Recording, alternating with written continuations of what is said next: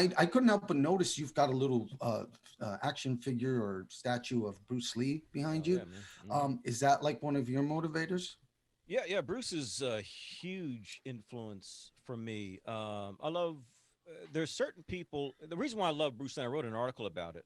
It's called Bruce Lee's Secret to Greatness, and it's about the fact that when I found out he was a philosopher, I didn't know about much about his personal life outside of the professional aspect, making the movies and his personal story and how he got ripped off on the Kung Fu series, the kind of stuff that you would see Hmm. on any timeline, whether written or video.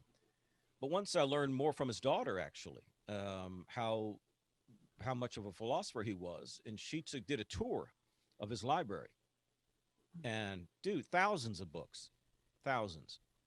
And so here was a guy who had married and embodied an idea. And I think that's why he's remembered. There's been a shit ton of martial artists since him, and even in the films, and probably better. But there's only going to be one Bruce Lee, Hmm. because, and I define this when I teach on branding. Branding is when it's not something that's seen in the sense of a logo or anything like that. Those are manifestations of branding. When we think of brands, we think of, walking down the grocery store and you see all the brands of cereal or soup or something like that. No, branding is when you incarnate an idea, when ideas take flesh upon themselves. And so Bruce Lee embodies an idea. So Hmm. in essence, he is the living expression of when the dragon enters, right? The enter the dragon. So the dragon enters into him. He embodies the idea of the dragon. So, that in and of itself, and the fact that he married philosophy to an actual physical thing, a type of martial arts and a way of life.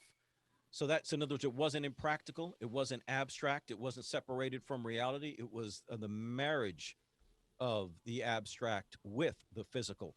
That's what gives it a visible, where something, and it can touch millions and millions of people.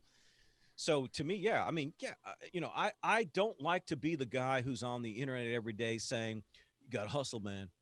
Hmm. Hey, I'm sick of motivational shit. I hate turning on the internet and seeing freaking memes from lame ass motivators and new age horse crap and, you know what I mean, touchy feely, whatever. I'm not into that, and I don't want the other stuff. I don't want everybody now who's got, big muscles and tattoos and beards, and they're up there saying, and every other word is f this and f that, thinking that that's all you got to do, and damn the haters and hustle, brother. And no, I'm not about that either. Yeah, I'm I can. espousing a worldview, a metallosophy.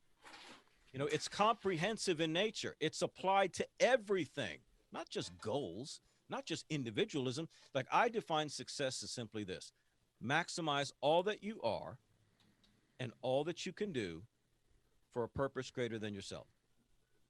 Hmm. And you'll That's find interesting. something greater than success ultimately. And you'll find something even greater than happiness. You'll find fulfillment. Because happiness is fleeting. Happiness is, dude, I got a new car. I'm happy. Dude, I wrecked my car. I'm unhappy. Whereas fulfillment, it's got the word full and the word fill in it. If you're full and you're filled, you're satisfied.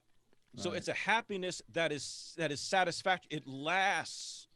It lasts despite what happens on the external, because it's based on the development of yourself for a purpose greater than yourself. That's what people want. You want direction in life? Develop you. Mhm. Commit yourself to all your gifts, talents, and abilities.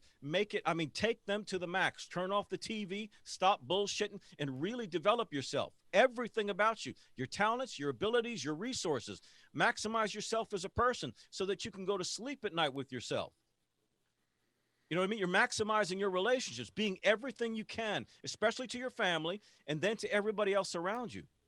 And you create value for yourself. The more you develop that, you're seeing it doesn't matter that you've reached millions of dollars. It doesn't matter that you live here or in that house or drive this car. None of that means anything.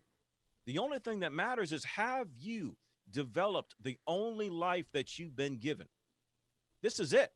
And I can't think of Yeah. anything that will bring more satisfaction as to say, dude, I have turned myself inside and out to answer the call that's eating a hole on the inside of me. to develop all that I am and all that I can do and do it for a higher purpose, which for me is serving other people. I don't know how money or mansions or anything like that is ever going to come close to satisfy. That stuff is so temporary. And yet the culture exalts it so much and still uses it as a measure of something. I don't care what you own. I care more about how you manage what you own. You're right, but I don't care what you own. And a lot of people who own a lot of shit. But I can drive up to somebody's house and it could be a mess in the yard and toys everywhere and furniture in the pool, and the pool water hadn't been changed out. I don't need to come, grass is overgrown. I don't need to come in and meet you. I've already met you. I already know what your closets look like. I already know what your bedroom looks like. I already know what your garage looks like. I already know what your marriage is like. All I had to see was that external, because if I could punch you in the nose and pull a photo out of your chest, the image that would develop would match the circumstances that surround your life.